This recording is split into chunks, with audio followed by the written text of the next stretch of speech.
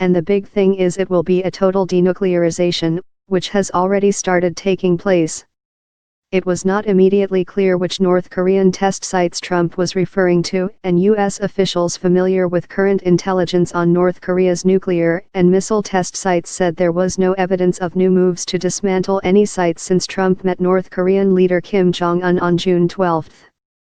The officials, speaking on condition of anonymity, speculated Trump might have been referring to explosions last month that North Korea said were to destroy tunnels at the Punggye-ri nuclear test site and the dismantling of a medium-range ballistic missile test stand at IHARI, also in May.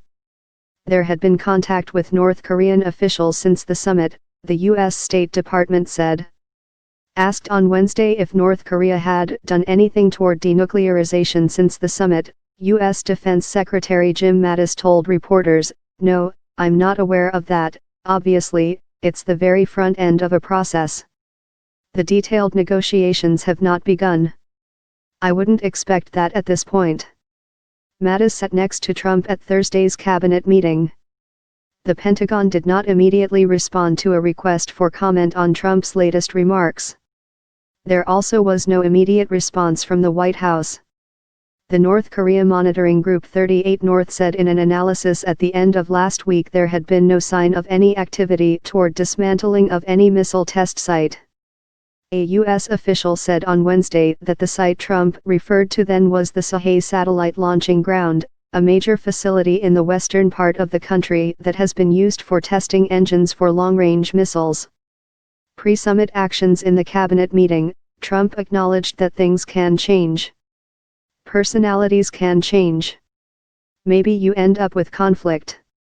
Maybe you don't, he said. He said both he and Pompeo had established a very strong relationship with Kim that he thought would lead to tremendous success. In the joint statement, Kim reaffirmed his firm and unwavering commitment to complete denuclearization of the Korean Peninsula, but made no reference to a timeline. Going into the summit, Pyongyang repeatedly rejected unilateral nuclear disarmament.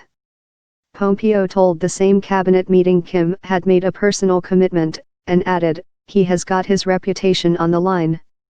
Pompeo said U.S. allies and North Korea's neighbor and ally China were supportive of the U.S. policy of maintaining sanctions on Pyongyang until its denuclearization was complete.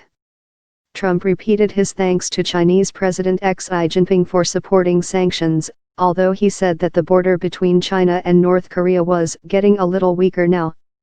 "That's okay. That's okay. But we have to get him to keep it tough," Trump said.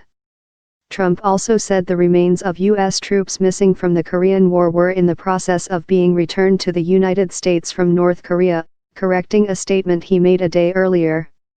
Two U.S. officials, speaking on condition of anonymity, said that while North Korea was expected to return the remains of soldiers in coming days, they had not yet been returned.